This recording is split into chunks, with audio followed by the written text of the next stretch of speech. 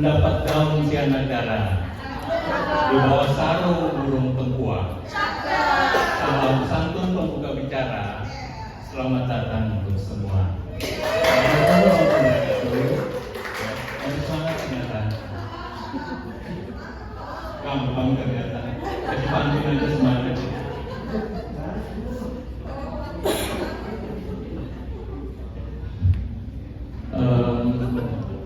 Ini kita akan coba praktik ada sini ya.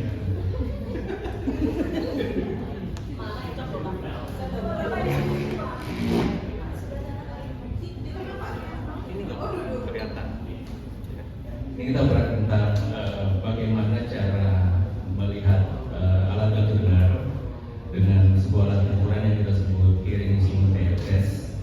Dulu ada yang disebut hearing instrument analyzer, ya. Terus banyak sekali penyebutannya, terus ada pengukuran apa gitu. Sebenarnya pengukuran ini adalah salah satu cara yang dipakai untuk memastikan fungsi dari alat bantu dengar tersebut. Tapi jangan abaikan juga telinga kita.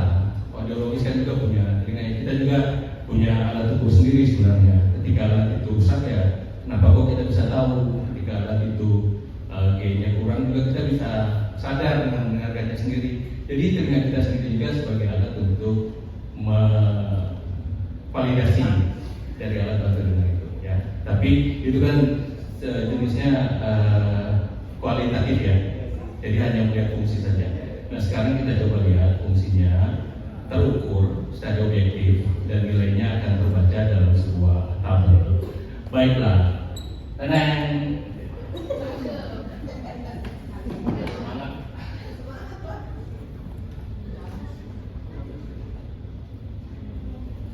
Yang jauh boleh mendekat, yang dekat boleh mendekat. Ini adalah salah satu contoh dari hearing instrument analyzer, hearing instrument test bilangnya dari Matrix ya. Dari Matrix. Alat ini ada di dalamnya tentu ada couplernya, ada probe mic-nya, ada alat untuk menghasilkan bunyi dan juga alat untuk memberi gaya pada alat bantu dengarnya. Nanti mungkin habis sesi ini sekaligus praktik rem, kita langsung saja dari praktik untuk hearing instrument test. Untuk pengukuran seperti ini sama seperti kemarin ya. Sesuai di data sheet kita akan mengukur besarnya maksimum power output. Kita juga bisa melihat besarnya gain-nya, termasuk hal-hal lain yang nanti akan kita bisa padupadankan dengan data sheet. Oke, kita mulai saja ya. Oh ya, ini boleh sambil tanya-tanya aja, jadi jangan tunggu selesai ya, karena namanya juga workshop.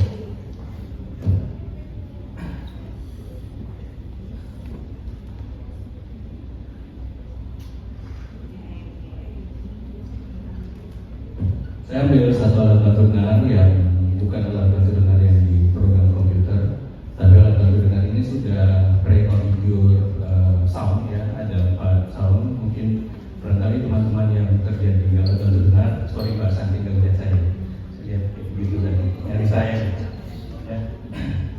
Sudah cukup familiar dengan alat ini. Alat ini dari WSA ya, ada semua sama, ada Rexpol, ada itu semua, dan alatnya juga di dalamnya ada 4 pilihan sound.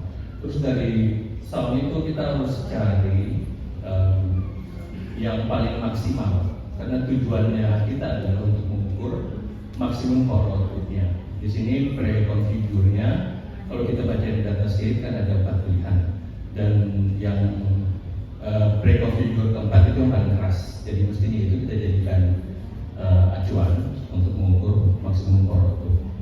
Ini udah saya tes ya. Jadi teman-teman kalau punya set topik juga nanti bisa nanti.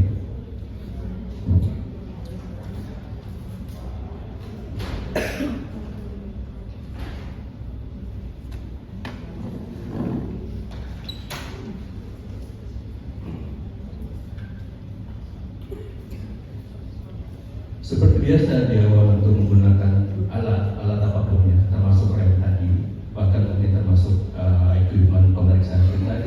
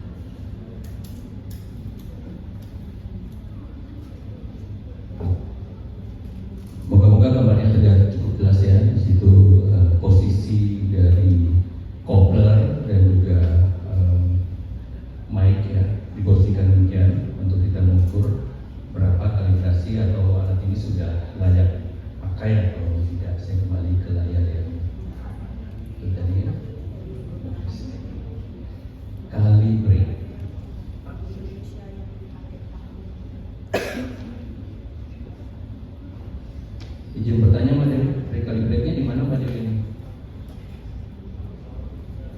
Oh di sini. Makasih Mbak Dewi. Banyak dicengkan. Harusnya baca itu tadi manual pemakaiannya.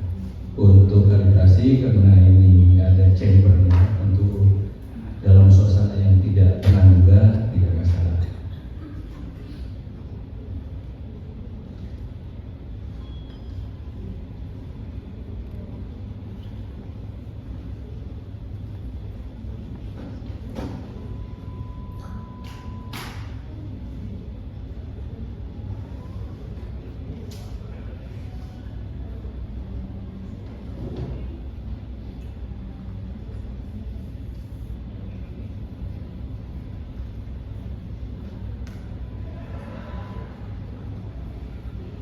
Semuanya pas ya, artinya bahwa alat ini bisa kita pakai untuk mengukur alat bantu. Ya, di sini ada pilihan-pilihan apa yang akan kita ukur pada alat bantu tersebut. Settingan ini juga bisa kita atur secara manual di settingnya ya tentunya ya. Tapi apa yang sudah diberikan di sini adalah sudah sesuai dengan standar di ANSI maupun di IEC, dan kita tinggal menggunakan saja. Karena ini bukan dia simulator, tentu ini kebanyakan ANSI.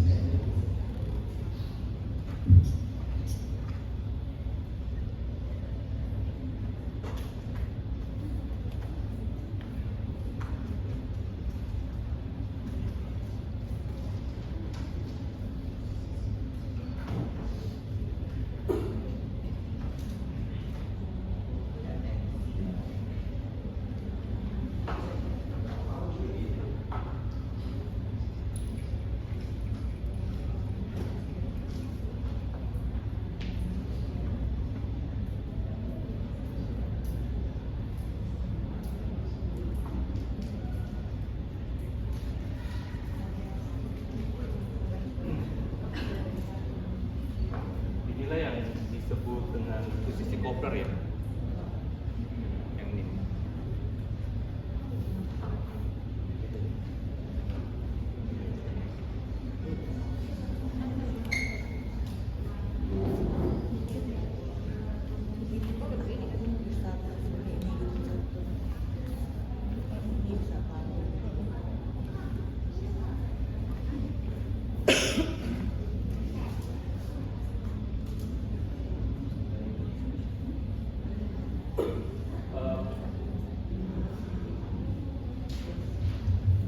Kalau untuk model yang IPC kita perlu apa namanya ini temporary dulu untuk memastikan suaranya bisa masuk ke dalam kopler dan tidak ada suara bocor.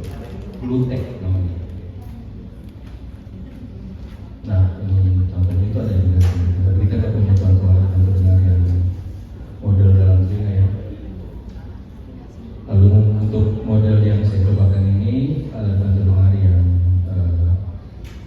harusnya berdasarkan data itu adalah alat bantu dengar high power dari Rexton. Pemasangnya demikian, posisinya juga diatur demikian dengan posisi seperti ini dalam pemberian atau pengukuran MPO-nya.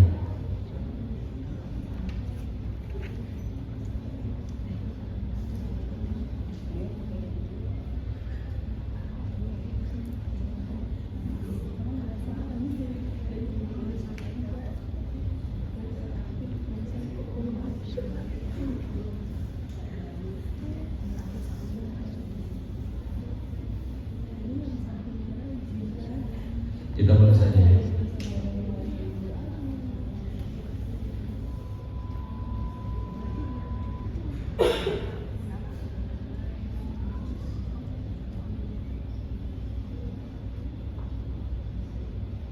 Ya kurang lebih seperti itu untuk outputnya. Mestinya terlalu kecil, mungkin ada pengaturan-pengaturan yang bisa kita lakukan lagi.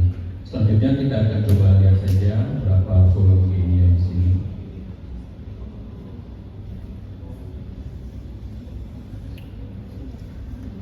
Volume gain ya seperti kita kemarin pemberian input sebesar 50 desibel.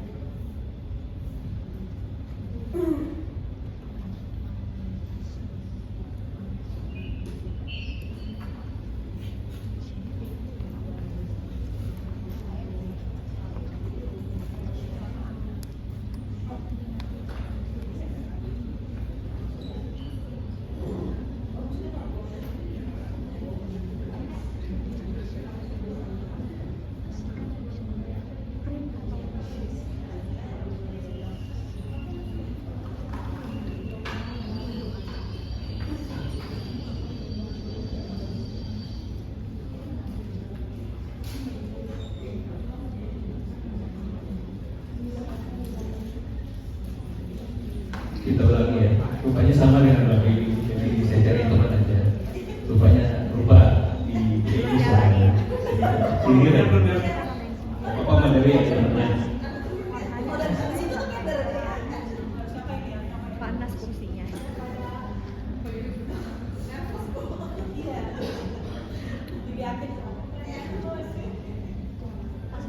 Pak dari awal Pak. Kalau nervous.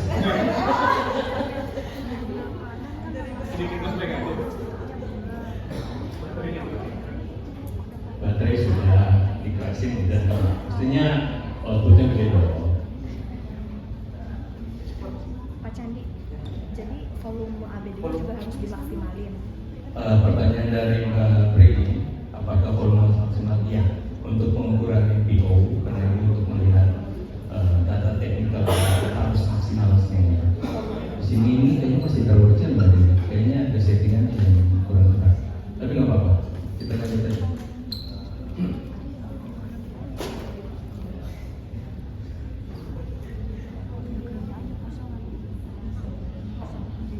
Settingannya di 100%-in juga.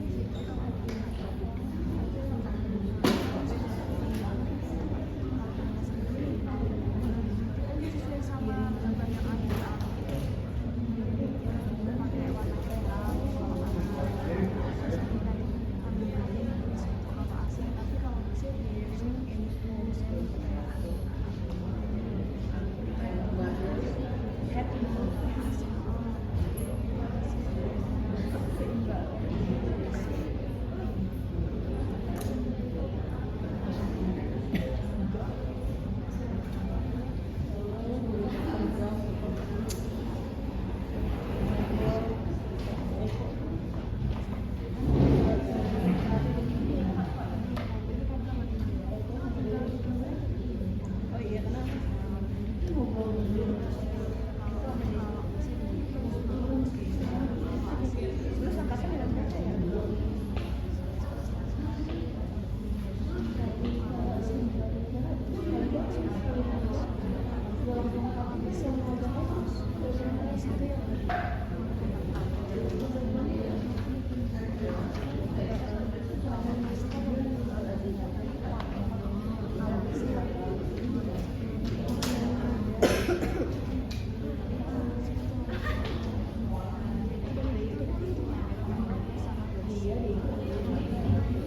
Iya, kita lanjut aja di kolom ini ya untuk pengukuran OSPL-nya demikian kita dapat nilai yang di 120 desibel. Lalu follow in.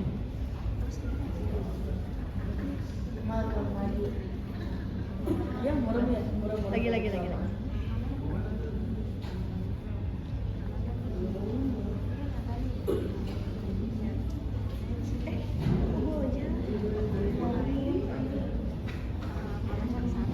Ya, kita dapat di 55 desibel follow in. Di bawah sini ada angka berapa ini? Peak-nya ada 59 desibel. Peak untuk frekuensi, untuk peaknya 59 dan frekuensinya 49,4. Selanjutnya ada reference testing. Ini tidak kita ukur ya. Kita hanya diminta untuk memberikan setting untuk reference testingnya. Jadi angkanya harus kita setting di nilai 43,9. Ini hampir ya. Kurangin mungkin satu level.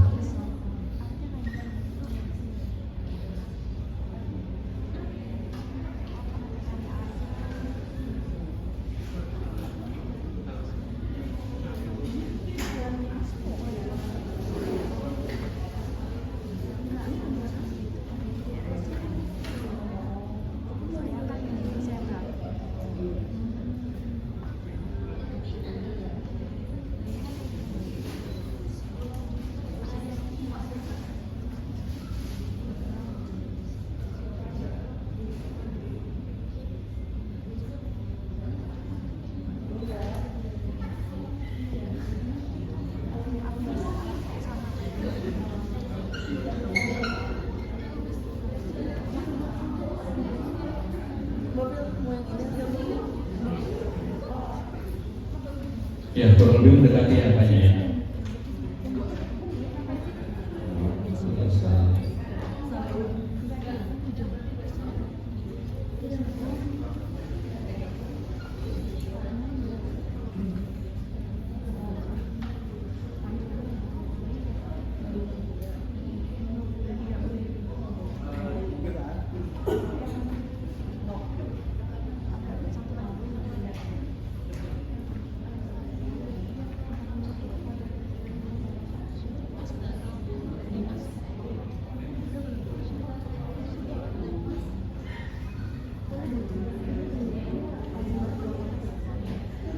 Oke, kita anggap nilainya udah mendekati 1 desibel lebih ya.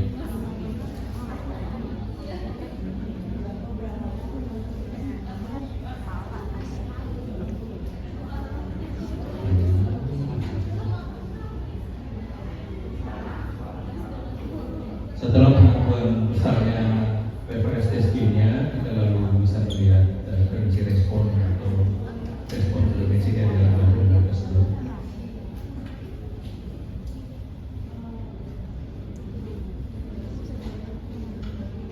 Dari 250 sampai dengan 6 kHz lebih. Lalu ini cukup penting dalam melihat distorsi harmoniknya.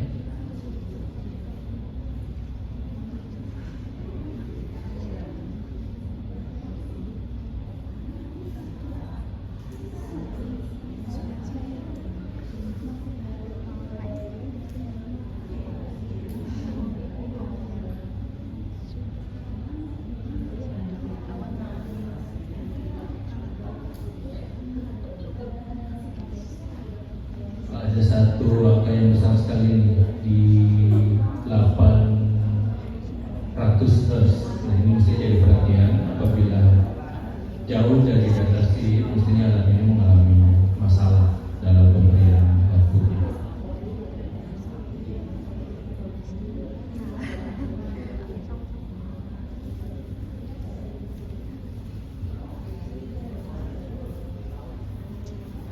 Berikutnya adalah untuk mengukur ekor input noise seperti yang disampaikan kemarin, bahwa di sini tidak akan diberikan penguatan alat bantu dengarkan yang akan hidup sendiri saja mencontoh.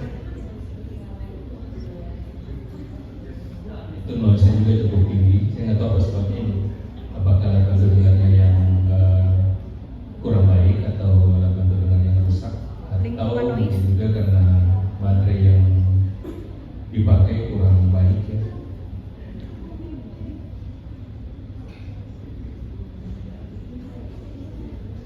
Untuk input output ini untuk mengukur kompresi sebenarnya, jadi kita skip aja dulu ini, kita masuk ke baterai current.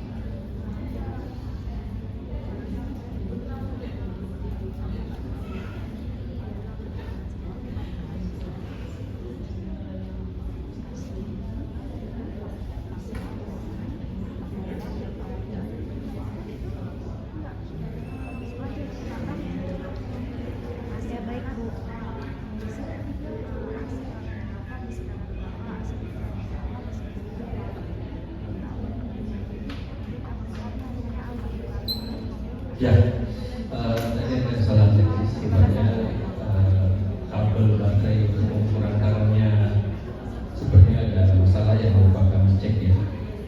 Ini saya coba cek lain yang sudah dipastikan bahwa ini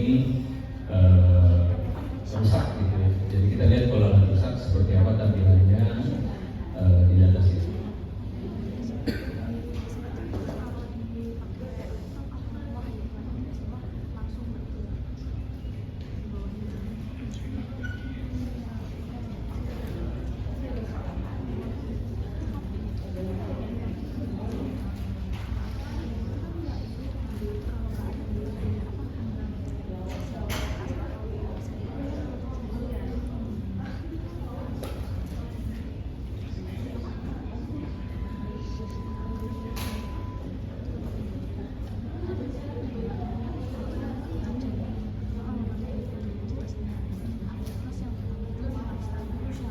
Ya ini untuk follow dari alat yang saya bawa ya. Saya mau output maksudnya.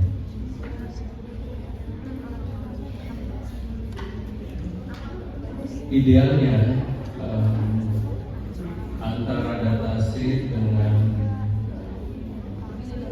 kirim instrumen tes itu adalah sama idealnya. Tapi kenyataannya memang ada sedikit perbedaan tentu ya. Ada batas-batas toleransi yang diberikan, semua harus di bawah 3%. Di sini kirimnya kecil sekali karena rusak ya. Yang pengen saya kita lihat nanti adalah berapa besar distorsi harmoniknya.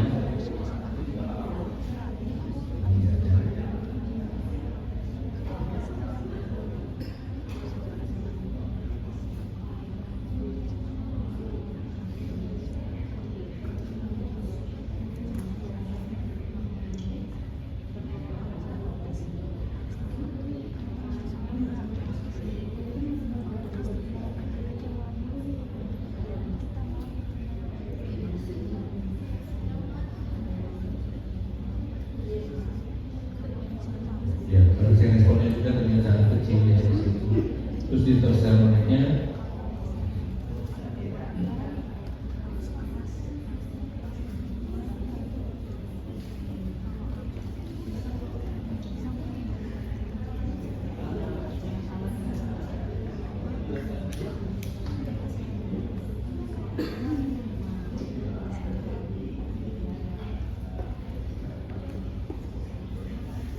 ya, angkanya besar semua ya. Di situ ada 30%, bahkan ada yang juga tinggi dan 20%. Tentu hal ini tidak layak diberikan pada pasien ya, karena lebih banyak distorsi daripada sinyal input yang tidak pas. Yang kita lihat terakhir, biasanya kalau alat rusak itu yang banyak distorsi itu dan juga ada keluhan penggunaan baterai sangat boros itu adalah di sini akan dituduhkan dengan current yang sangat tinggi.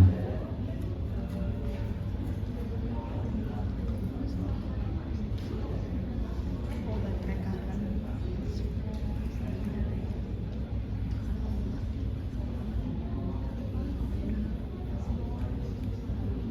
Ternyata tidak terlalu.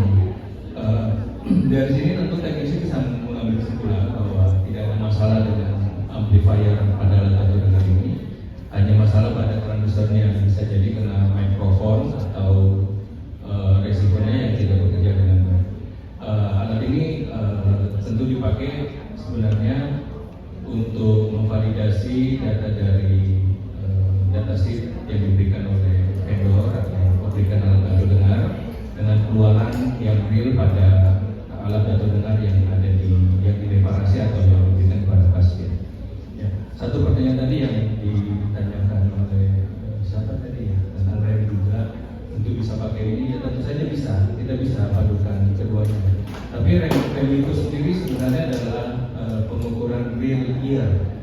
Jadi outputnya sendiri itu langsung tergambar karena di dalam telinga itu ada probe yang kecil itu adalah mikrofon, juga dia mengukur sendiri. Sebenarnya alat itu juga sudah bisa menjadi acuan, rem itu sudah bisa menjadi acuan bahwa pengerasannya adalah sesuai atau tidak. Nah, tapi untuk penggunaannya fitting ini lebih diarahkan untuk teknisi. Jadi untuk melihat seberapa apa yang terjadi setelah dilakukan reparasi, ataupun misalnya ada keluhan pasien yang mengeluhkan bahwa penggunaan baterai terlalu boros, atau bisa jadi juga dari telinga kita sendiri, di mana selalu kita bisa andalkan sebagai alat ukur yang penting ya sebelum kita kirim ke teknisi, bahwa ada masalah suara, misalnya ada suara noise yang berlebihan atau suara distorsi yang tadi, itu sudah bisa menjadi acuan bahwa ini bisa langsung kita arahkan ke teknisi untuk direparasi. Oke, silakan mungkin langsung sesi tanya jawab saja. Nama waktunya juga sudah tidak terlalu banyak. Silakan. Udah saya bilang kan Mbak Dewi nggak ada yang tanya, kalau Tip pasti tanya soalnya ternyata sebelah. Saya tanya. Berarti kalau mau pemeriksaan fit ini, syarat utama yang harus dilakukan itu satu adalah volume alatnya dimaksimalkan. Juga settingan di alat bantu dengarnya dibikin 100% dulu apa enggak? Pertanyaan mudah-mudahan bukan satu-satunya, tapi ini pertanyaan yang bagus ya. Jadi ada beberapa software ya. Software pengatur alat bantu dengar itu bisa dipadu-padankan dengan pemeriksaan HIF. Jadi ketika kita mengukur USBL atau mesin forward tooth, pada fitting software itu ada pilihan untuk mengukur. Kita tinggal memilih. Cuma kebetulan software yang pernah saya pakai itu belum ada yang bisa kemarin ya. Kalau saya yang mungkin pakai Oticon ya, itu bisa. Oticon ada, Oticon. Jadi kayak itu ada pilihan untuk kita masuk ke HIF. Jadi ketika kita pilih untuk pengukuran USBL, alat bantu dengar itu akan setting pada keadaan maksimal. Jadi kalau untuk alat bantu dengar yang manual, tentu kita setting pada volume 4 atau volume maksimal dengan trimmer semua pada posisi tidak berfungsi, tidak ada lokat, tidak ada kompresi, dan juga ya kalau bisa juga kan ada syaratnya tidak ada filter pada earhooknya. Ya terus juga. Pertanyaan berikutnya, apakah selalu seperti itu untuk pengukurannya? Tidak selalu. Karena untuk mengukur jangkauan frekuensi itu kita mengatur pada settingan gain yang diminta oleh alat, gain yang diminta oleh software. Seperti tadi ada angka harus targetnya 40, kita harus turunkan penguatan sampai dengan 40. Tujuannya nanti itu menggambarkan kondisi yang real bahwa alat bantu dengar itu bekerja pada range sekian. Lalu mungkin itu ya, apakah maksimal ya tidak selalu, kecuali untuk pengukuran USBL dan pull-on gain. Ya, yang lain itu kita harus turunkan. Yang lain ketika kita turunkan kita bisa lihat distorsi harmonik, kita bisa lihat frekuensi respon, termasuk current range ya, berapa daya. Oke, ada lagi? Jawab ya? Oke. Mau bertanya lagi? Tolong bertanya. Kasihan. Japri aja. Nanti ya. Masih ada waktu berapa lama Pak Panitia? Sampai jam 12. Oke, bisa kita maksimalkan mungkin kalau ada yang langsung pengen ke depan ya untuk praktik rem atau juga untuk JIT ya. Saya sarankan sih kalau bawa alat sendiri lebih bagus ya. Saya bawa alat, saya pikir bagus ya, ternyata akibatnya kayak tadi gitu. Mungkin bisa kita ukur kalau ada yang bawa alat bantu dengar ya, tiba-tiba kok di kantong itu ada alat bantu dengar gitu. Entah dari mana bisa keluarin, nanti kita ukur. Siapa tahu nih. Kemarin. Ayo silakan Mbak Dewi, mungkin kalau ada pertanyaan tentang rem ya, karena ini praktik yang sangat penting. Saya mau bertanya sama Mbak Dewi. Tadi kan kita itu boleh Mbak Dewi bertanya. Oke. Tadi kan banyak ini kita adult gitu ya untuk pengukuran orang dewasa. Kalau praktik RCD bedanya nanti di mana kita mengukurnya? Ya Mbak Dewi sekarang. Kalau yang ICD yang membedakan adalah kita kita pakai coupler. Jadi yang pertama tetap kita lakukan trigger yang anti-nya ke telinga. Kemudian yang kedua kita menggunakan coupler. Jadi tidak masukkan tube ke telinga pasien. Nanti dari hasilnya akan kelihatan bedanya.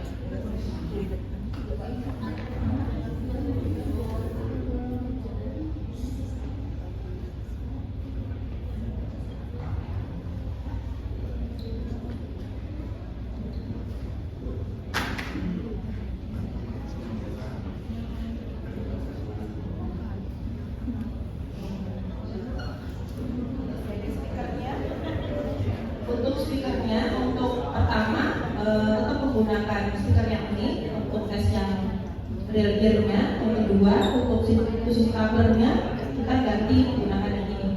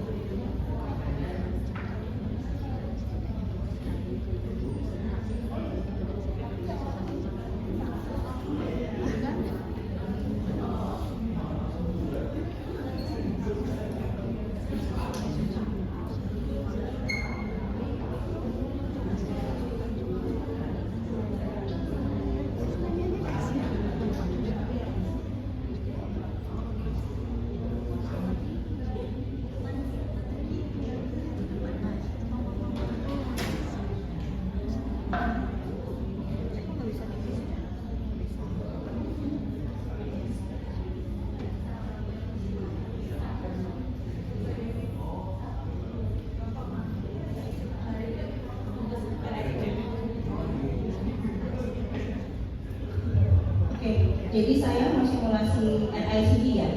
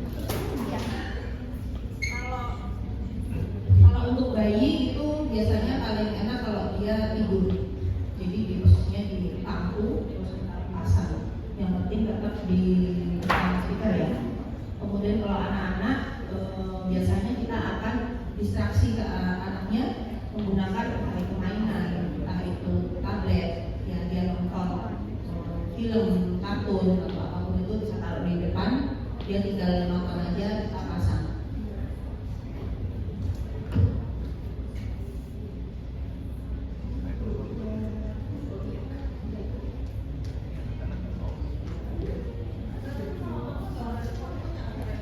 Ya, nggak boleh pakai iPhone.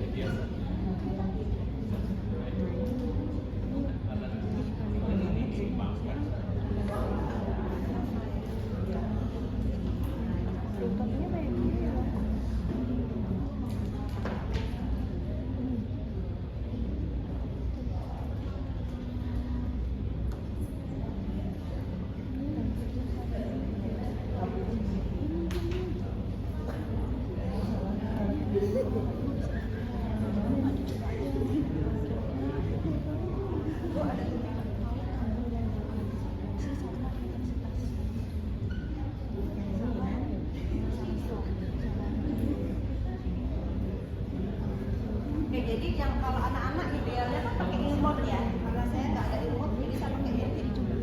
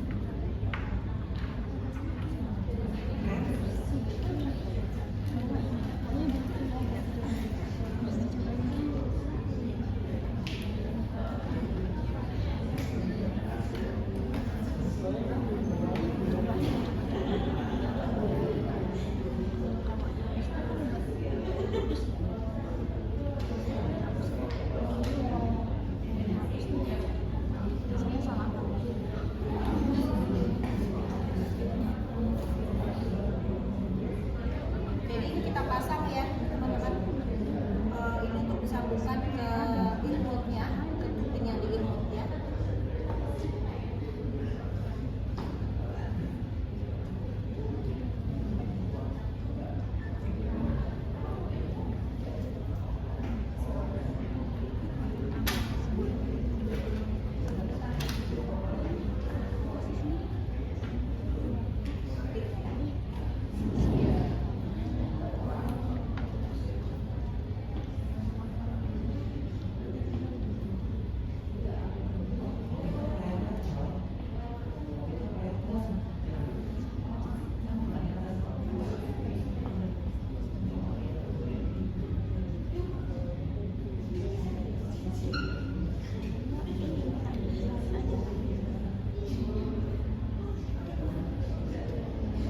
Itu alatnya telinga kanan, yang di itu kiri, Bu. Oh iya, ini yang sorry.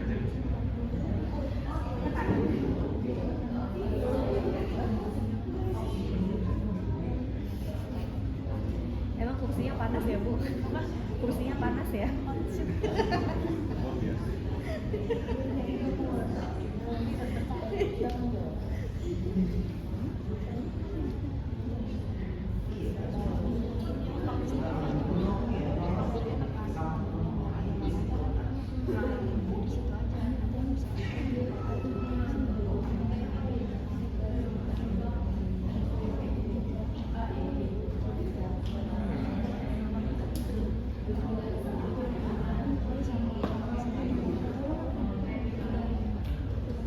Jadi yang kiri udah dapat ya, udah di atas yang sebelah kanan. Ya, yang kanan atas. Sekarang kita pindah ke coupler. Kalau coupler kita nggak ada pakai telinga pasien lagi.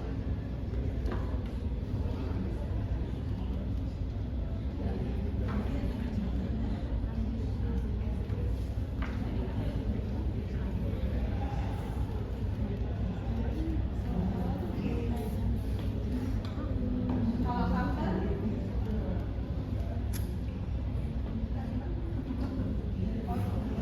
jadi kita lepas. Itu apanya? Sekarang kita pakai simulator posisi coupler. Ya. Pada tadi nggak ada ini apa? Memang nggak ada stimulusnya.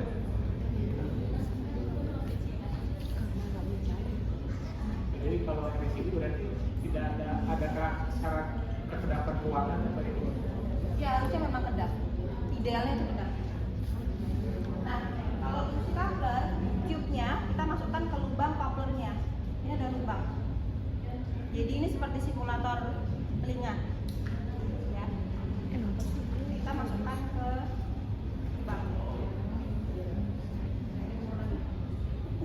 Itu umur itu bukan lagi.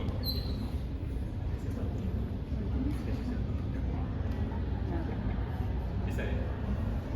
Sambung situ.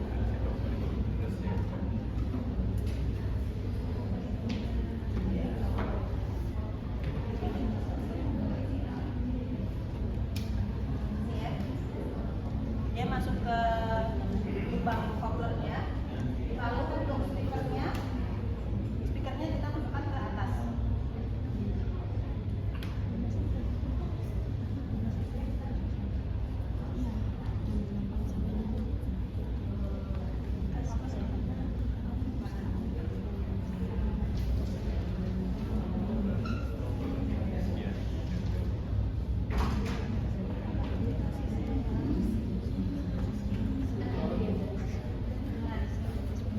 Yang merah bawah itu adalah posisi couplernya, yang atas itu rear ear-nya. Jadi kalau dilihat RICD-nya yang mana? Yang abu-abu. Karena dia ngitung selisihnya kan. Jadi yang abu-abu itu adalah RICD-nya. Ya. Nah, ini jangan dicepat karena ini kan orang tua ya. Dewasa.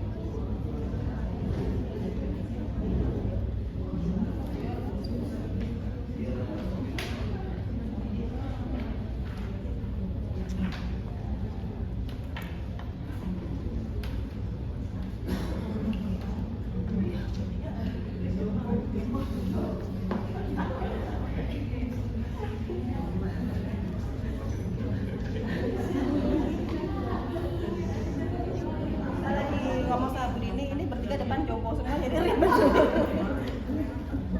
Ribet sendiri.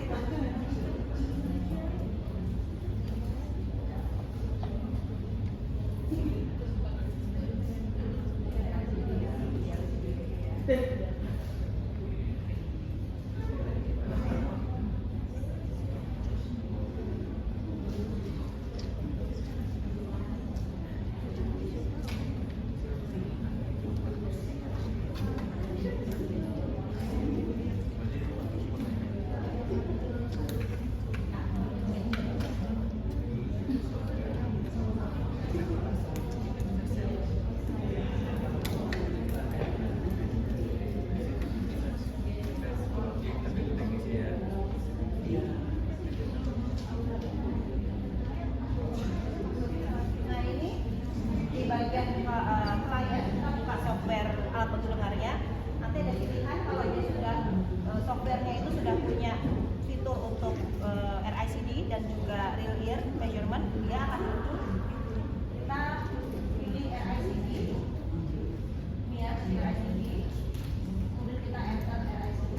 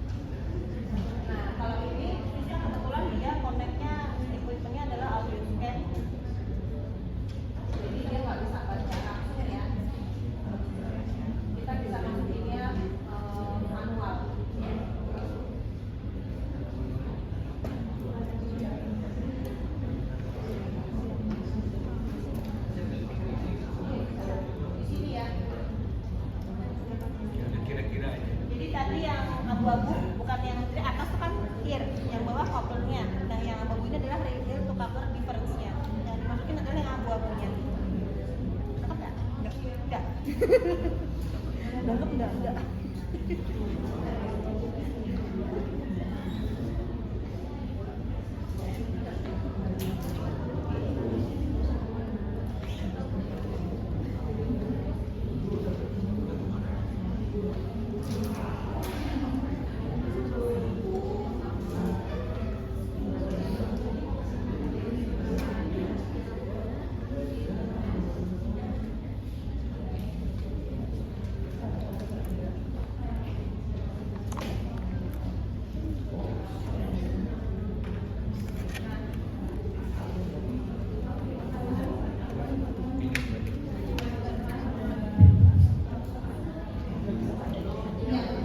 Jadi yang atas paling atas grafik itu rear-nya tadi, yang kita ngukurnya pakai remote, kita masukin dari atas. Kemudian yang merah bawah itu menggunakan posisi coupler. Nah, ini baru respon dari rear ear sama respon dari coupler. RICD-nya yang mana? RICD kan rear ear to terus coupler difference. Itu yang abu-abu kalau Budina itu tengah itu tuh. Jadi yang dimasukkan ke softwarenya adalah yang tengah itu. Itu selisihnya dari atas sama bawah. Ya. Itu RICD-nya. RICD-nya itu yang tengah itu. Ada yang pertanyaan nggak? Mbak Malang menjawab nggak pertanyaan RICD-nya? Tadi saya nanya ya. Saya nanya. Baru ya tadi jawabnya yang Jadi kesannya lebih simpel ya dengan RCD itu. Kenapa nggak semua RCD aja? Kenapa harus diperuntukkan untuk bayi saja gitu? Untuk anak-anak yang mungkin kooperatif. RICD ini kan kita cuma membandingkan dengan coupler Pak. Idealnya adalah disuruh telinga aslinya. Kalau telinga anak-anak itu kan dia masih berkembang, masih tumbuh gitu. Jadi kita tetap membandingkan dengan dosis coupler. Beda kita kalau pasiennya ini kita nggak bisa lihat measurement secara lengkap, kita bisa unaided, output, kemudian aided, baru kita pakai RICD. Misalnya kapan orang dewasa pakai RICD? Yang saya baca ya itu ketika orang dewasa itu nggak duduk lama, kemudian dia apa ya? Kebanyakan sih karena nggak duduk lama, tidak begitu kooperatif atau dia sakit, dia nggak bisa tidur, itu kita pakai RICD khusus untuk seperti itu. Kalau dewasa tetap kita pakai telinga yang aslinya untuk pemeriksaan. Mungkin jadi lebih detail kalau kayak gitu ya. Iya. Cuma kalau menurut saya sih sebenarnya real punya coupler difference itu kan selalu tidak bisa menggambarkan kondisi atau resonansi dari yang punya itu. Jadi memang terkesan lebih simpel mengenai di sini. Cuma ya itu tadi yang tadi udah sampaikan. Oke, kasih Mbak Dewi. Mbak Dew, berarti RICD ini kita nggak adjust ABD-nya. RICD bukan? ABD tadi pertama. Ada pertanyaan dari Mbak Dewi. RICD ukur pertama dengan remote. Sebenarnya boleh remote, boleh proaktif langsung, terus baru couplernya. Jadi dia tidak mengukur Hasil yang seharusnya gimana? Terus RICD-nya dipakai untuk setting. Oh, RICD dipakai untuk setting. Berarti nanti settingannya disamain sama Cuma garis abu. enggak, cuma disimpan aja. Nanti dia kalkulasi. Oh gitu. Berarti harus satu software sama software Iya, dengan makanya ABD-nya. ada bawah RICD-nya. Oh. Nanti dia mengkalkulasi setelah kita masukkan RICD, kita akan rekalkulate. Oh. Nanti dia Nanti kalkulasi otomatis dengan kalkulasi RICD. ABD-nya. Iya. Oh. Itu loh Mbak. Secara manual. Ini manual, saya Matrix belum connect sama Vista. Tadi siapa ya? Mbak Jelita tadi siapa? Terima kasih Mbak Dewi atas materinya. Saya tanyakan mengenai ada tidak ya kontraindikasi pada pemeriksaan rem ini? Oke, ya. Kalau untuk thank you Mbak Jelita. Untuk kontraindikasi rem pada saat kita bicara prosedur ya. Nah, kontraindikasi itu sebetulnya tidak ada, tapi menjadi catatan. Artinya gini, kalau yang kemarin disampaikan adalah telinga tengah ini juga berpengaruh pada hasil remnya. Kemudian gendang telinga itu juga berpengaruh ya untuk hasil remnya. Ya. Tapi kita masih bisa ukur, cuma kita harus tahu bahwa rem ini sedang tidak ideal. Karena kondisi telinga pasiennya sedang misalnya ada cairan. Ini sama kasusnya dengan fitting pada anak-anak. Pernah nggak teman-teman ngalamin orang tua anaknya ada di fitting nih, udah pas tiba-tiba dia datang beberapa kemudian, Mbak, anaknya dipanggil nggak denger nih, responnya lambat banget, nggak tahu kenapa. Kalau saya cek dulu timpanonya, ternyata timpanonya flat. Saya nggak akan setting ABD saya naikin, tapi Bu, ini benerin dulu Bu, anaknya lagi cairannya lagi banyak, dia suara masuk bakalan pelan nih. Itu catatannya. Jadi kalau kita lagi ngerem terus dia ada cairan, kita kan bilang hasil rem sekarang ini adalah kondisi telinga yang sekarang. Nanti kalau misalnya udah sembuh atau kondisinya ada berbeda, dia nggak enak-enak, kita rem ulang. Jadi rem itu nggak cuma sekali, boleh kapan aja.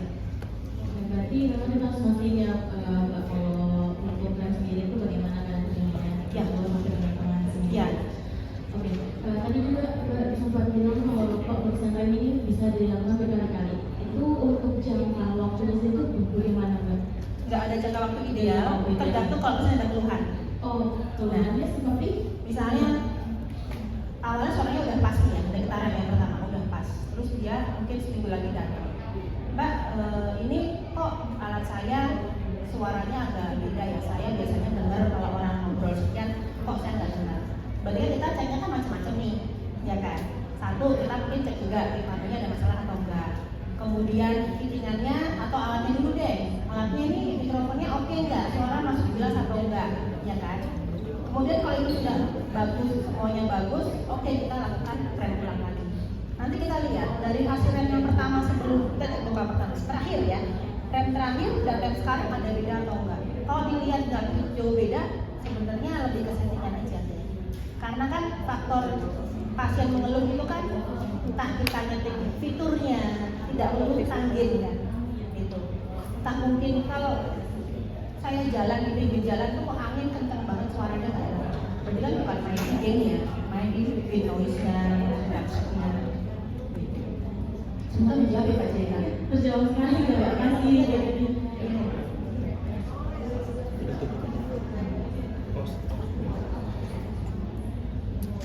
Ada pertanyaan dari sebelah? Agak ya. Kalau misalkan artinya komponen alat itu dari ada kelemahan, apakah akan mempengaruhi hasil dari RE? Kalau real editnya kan berpengaruh. Karena kan real edit itu mengukur dari output si alat. Jadi suara yang dikeluarkan oleh alat kan. Jadi kalau real unedit kan nggak ada urusan sama alat. Real upload nggak ada urusan sama alat. Ketika real edit berarti kan kita mengandalkan output dari si alatnya kan. Kalau dia ada kelemahan, misalnya amplifier atau receivernya, misalnya kita lihat kok ini drop banget ya, kita harus aware di situ. Saya lihat settingannya kok sebenarnya udah oke, udah lumayan kencang, kok masih ngedrop terus, berarti dicek alatnya, gitu. Jadi kita juga harus tahu, kayak tadi saya contohnya alatnya belum nyala, gitu kan. Jadi kalau misalnya ini kok alat udah nyala, terus dari sisi alatnya gainnya juga udah dari first itu udah dinaikin, kok dia masih low ya, boleh langsung cek ke hitnya atau ke teknisi, cek deh ini alatnya ada yang lemah atau enggak, mungkin mikrofonnya lambat bisa juga, atau mungkin amplifiernya lemah, atau kalau di RSI receivernya bermasalah. Jadi dia mengandalkan output dari si ABD nya, jadi pengaruh sama.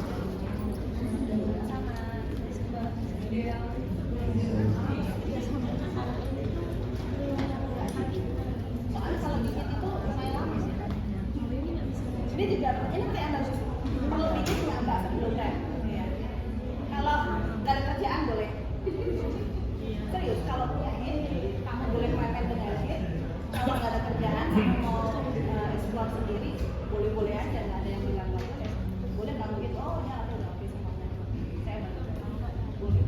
Tapi kan kita lihat apa yang kamu punya, apa yang bisa kamu pakai, itu yang kita maksimalkan.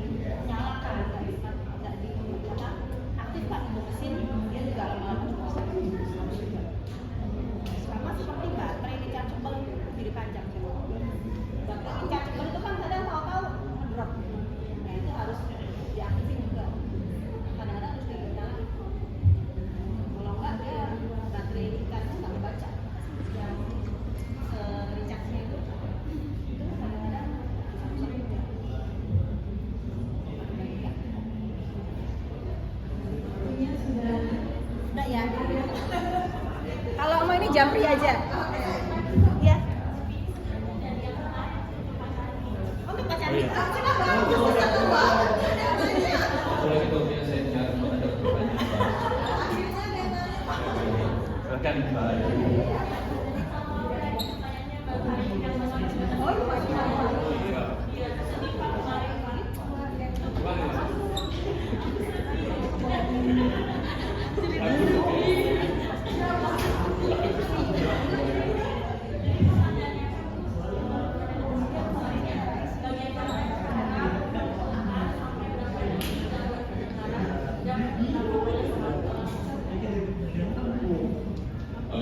Pertanyaan yang bagus ya, ini singkat saja berarti.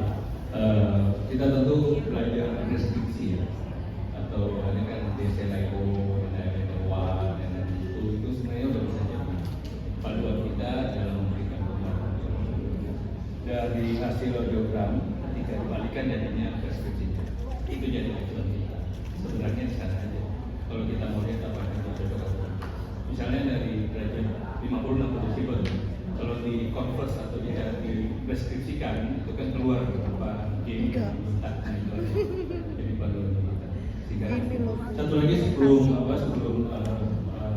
kemana-mana tentang ini bahwa ini sebenarnya adalah equipment untuk teknisi. Jadi kadang tidak menggambarkan, kadang gini, ketika kita mengganti part dalam suatu alat bantu itu bisa jadi outputnya berbeda. Nah, perbedaan itu harus dalam batas deteksi tersebut. Kalau tidak masuk dalam deteksi tersebut, atau alat bantu dengar tersebut adalah tidak layak untuk dipakai. Nah, sekarang udah ada fitting software. Apabila fitting software kan dia menggambarkan kondisi diambil data dari hybrid di IC-nya, dari amplifiernya. Tapi ketika transistornya kita ganti, katakanlah misalnya mikrofon kita ganti, itu sebenarnya outputnya juga tetap sama kalau dilihat di fitting software. Tapi ketika dicek di HIT tentu berbeda. Nah itulah pentingnya HIT di sini untuk sebagai data pembanding dan data set. Kalau selama itu dalam range yang dalam toleransi, tentu dianggap bahwa alat itu masih sesuai dan masih bisa diprogram di fitting software. Mudah-mudahan kita ya Mbak Rita ya bisa ya. Kalau saya sih melihatnya gampang aja dari preskripsi. Ya.